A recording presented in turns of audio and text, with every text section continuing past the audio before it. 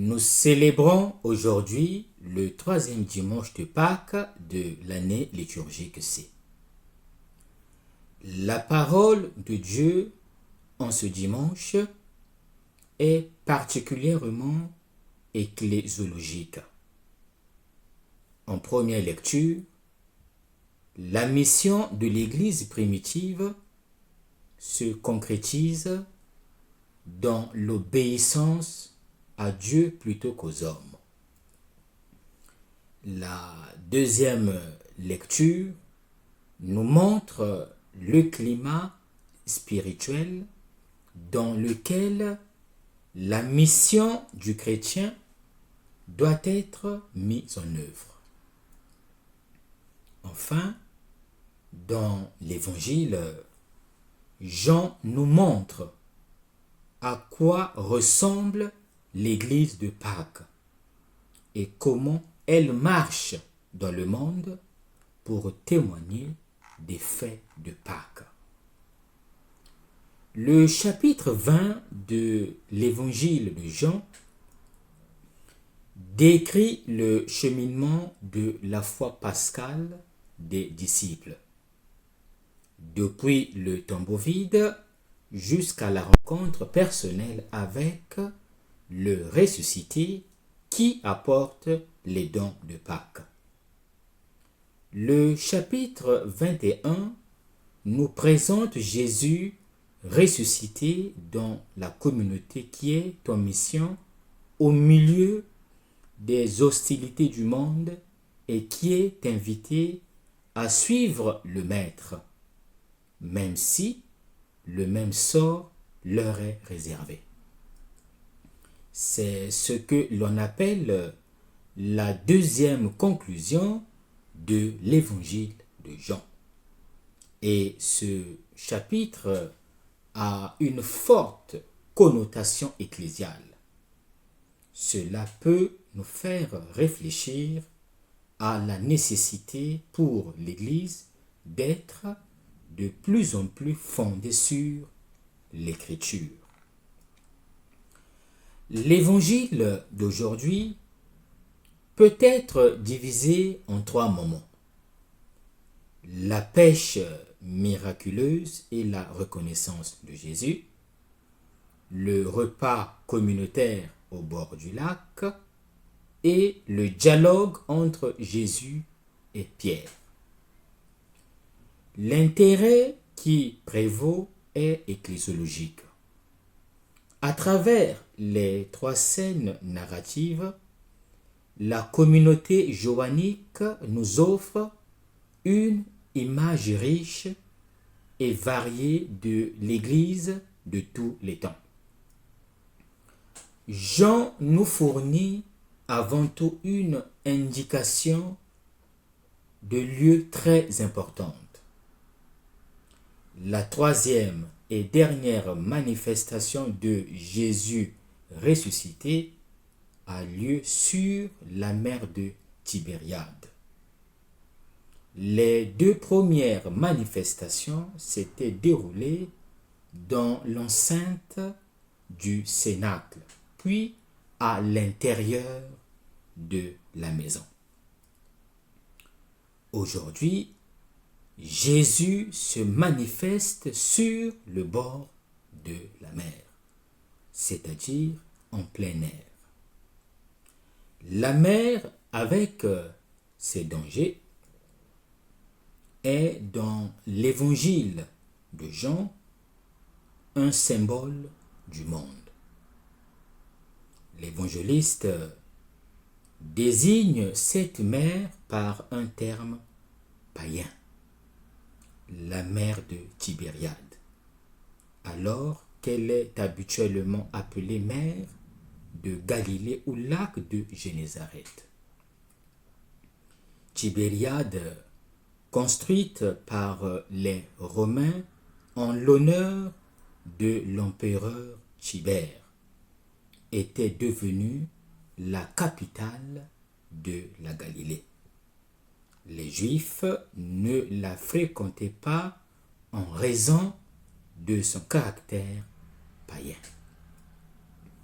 Ainsi, l'indication du lieu, mais souligne que l'évangile est destiné dès le début à dépasser les limites étroites de l'ancien Israël pour se répandre sur les chemins du monde. Jean, de manière singulière, précise la modalité de la manifestation de Jésus. Celle-ci est préparée par la pêche que Pierre et les disciples pratiquent. De nuit, ils reprennent leur ancien métier. Ils vont en mer pour pêcher. Ils sont 7. Un nombre qui signifie la totalité de l'Église. Comme la suite du Christ et comme la totalité de l'Église envoyée pour pêcher dans la mer du monde, c'est-à-dire pour porter des fruits et des fruits abondants, pour la conversion des hommes dans la foi et dans la charité. Pierre domine ici la scène. Les autres disciples sont des personnages secondaires. C'est lui qui décide d'aller pêcher. C'est lui qui se jette à la mer pour rejoindre Jésus. C'est lui qui remonte dans la barque et ramène à terre le filet plein de poissons. Le filet représente la mission apostolique menée par Pierre. Jean, toujours fin observateur, note à la fois l'abondance des poissons capturés, 153 au total, et leur taille. 153 gros poissons. Tel est le résultat de la pêche. Pourquoi l'évangéliste prend-il la peine de mentionner le nombre exact de 153 poissons? Saint Jérôme avait déjà tenté une explication en recourant à la zoologie de l'époque, qui, selon lui, dénombrait 153 espèces de poissons, devenues le symbole de toute l'humanité vers laquelle devaient se tourner ces pêcheurs d'hommes qu'étaient les disciples du Christ. Saint Augustin, lui, fait un usage plus sophistiqué des mathématiques. 153 est une figure triangulaire dont la base est 17, soit 10 plus 7. Deux nombres bibliques symboliques indiquant la multitude et la totalité. Cela représenterait la plénitude de l'Église. Certains exégètes proposent d'autres interprétations. La signification du chiffre peut être clarifiée en prêtant attention aux données évangéliques et au langage de cette culture. 153 est la somme de 3 groupes de 50, plus un 3 qui est précisément le multiplicateur. Le nombre 50 mis en relation avec les 5000 dans l'épisode des 6 pains désigne une communauté prophétique, la communauté de l'Esprit. Chaque groupe de 50 gros poissons correspond donc à une communauté d'hommes adultes, dont la création est achevée par l'Esprit. Jean chapitre 6, verset 10.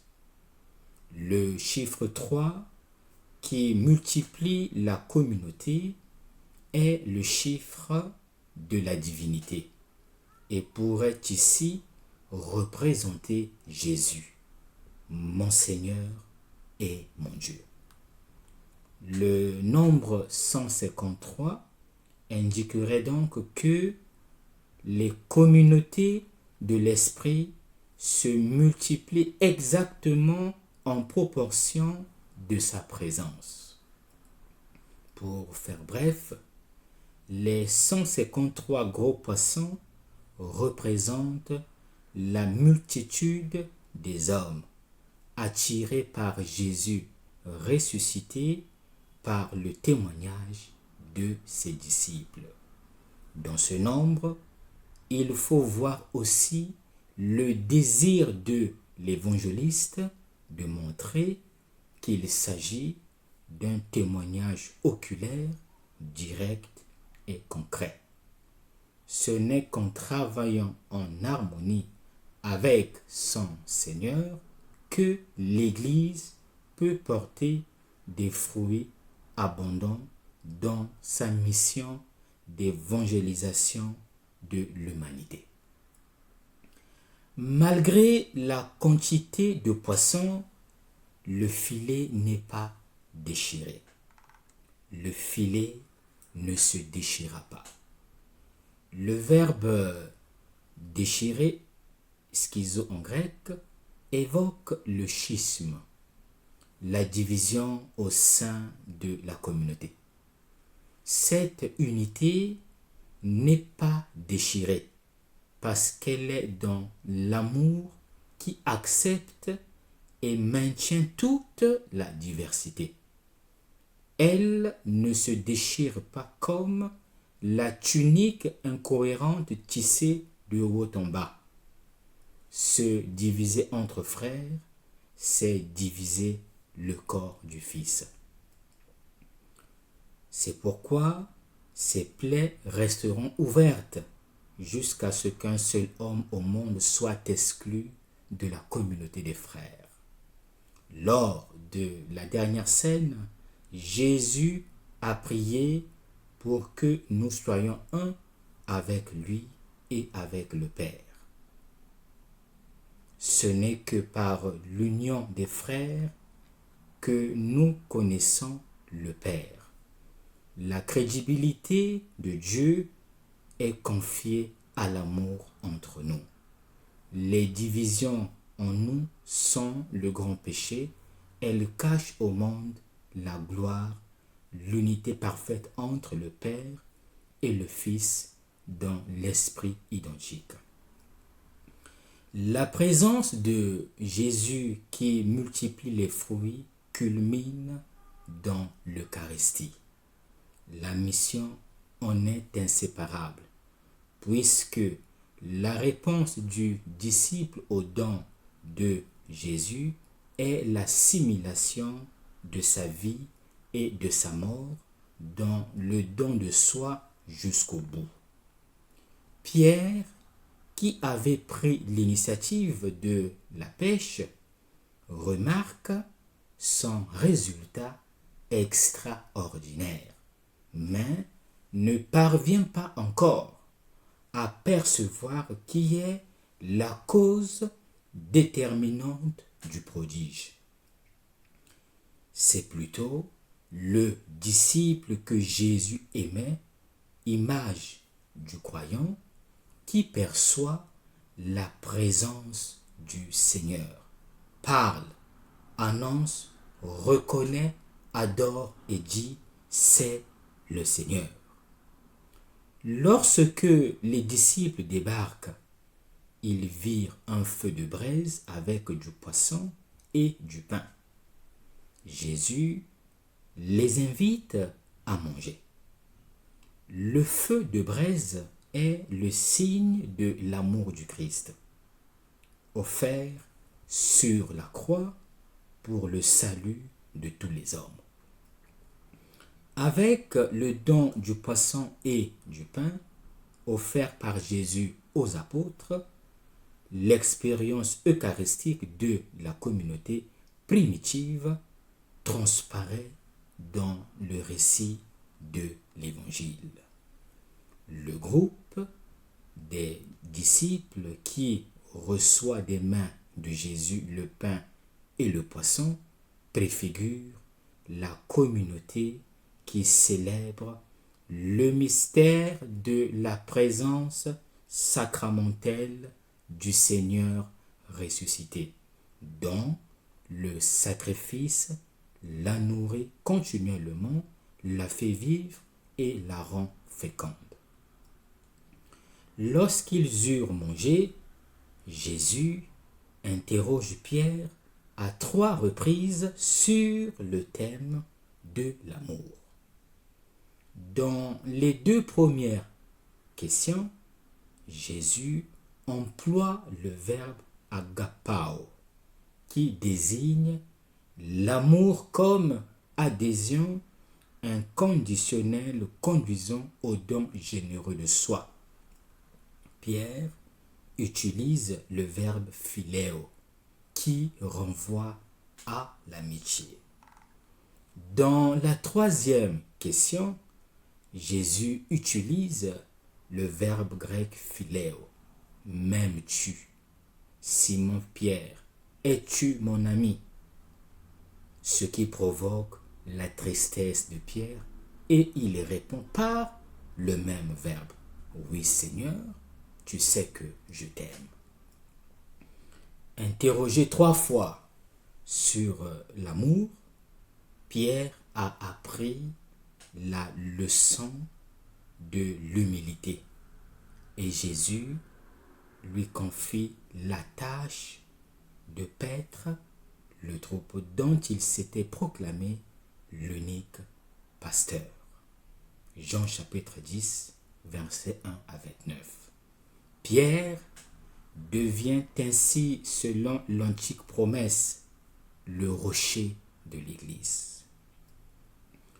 De la même manière que la confession de Césarée de Philippe était liée à l'annonce de la passion de Jésus et des disciples, dans le 4e évangile, la triple confession d'amour de Pierre est suivie de l'annonce de son martyre dans le sillage de celui du Maître.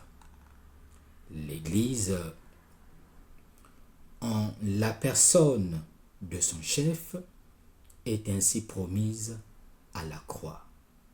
Le Christ suit Pierre sans réserve sur les chemins de l'amour jusqu'au don de sa propre vie. Quelle est la signification de cette manifestation que l'évangéliste Jean nous raconte? Chaque manifestation du ressuscité a pour objet une mission. Chaque fois que Jésus se manifeste, il confie aux apôtres et à l'Église une tâche à accomplir. Le Christ se manifeste aussi et se fait connaître à nous chaque jour dans l'Eucharistie, dans la vie de l'Église, dans l'écoute de l'Évangile, dans notre vie quotidienne. C'est pourquoi nous aussi, comme la communauté apostolique, sommes appelés à rendre la présence du Christ vivante et salvifique. Comme la communauté apostolique, nous sommes envoyés en mission. Allez dans la paix du Christ. Cette phrase qui termine la célébration de la messe. Ce qui veut dire, la mission commence tout de suite. Être Église, c'est être en mission. Être en mission, n'est possible que si l'on sait que le ressuscité est à l'œuvre. Il nous faut mettre en œuvre la mission de l'Église, à la maison, dans la société, sur le lieu de travail, à l'école, avec les frères et les sœurs de notre communauté ecclésiale concrète. N'oublions pas que la mission de l'Église se met en œuvre en obéissant à Dieu plutôt qu'aux hommes, comme nous le rappelle la première lecture. Ce qui signifie qu'il s'agit d'une mission difficile. Le témoignage missionnaire dans la famille, dans la paroisse n'est pas exempt de souffrance et de croix. Nous devons nous habituer à porter la croix de notre mission. Bon dimanche à tous.